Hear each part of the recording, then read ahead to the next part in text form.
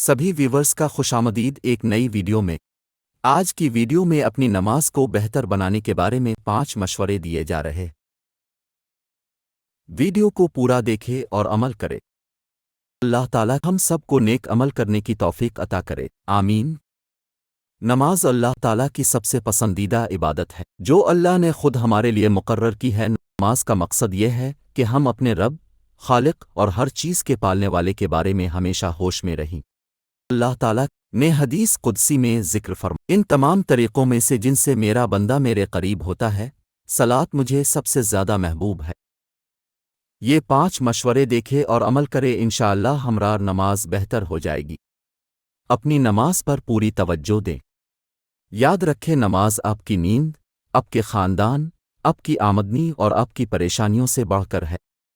اور یہ بھی یاد رکھیں کہ آپ اپنے رب کے ساتھ بات چیت کر رہے ہیں، اور نماز کو اپنے اور اپنے رب کے درمیان گفتگو کا ذریعہ بنائیں۔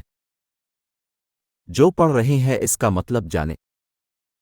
اللہ تعالیٰ سے گہرا تعلق قائم کرنے کے لیے ہمیں آیات کے حقیقی معنی کو سمجھنے کی کوشش کرنی چاہیے تاکہ ہم اپنے دلوں کو اس سے جوڑ سکیں۔ نماز میں جلد بازی نہ کریں۔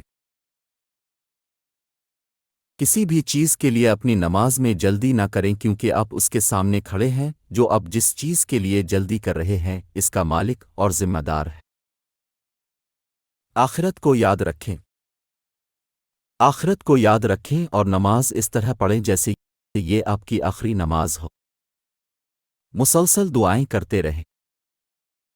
ہر نماز کو اللہ سے بات کرنے کا موقع سمجھیں اور اللہ سے دعا کریں کہ وہ آپ کی ضروریات پوری کرے۔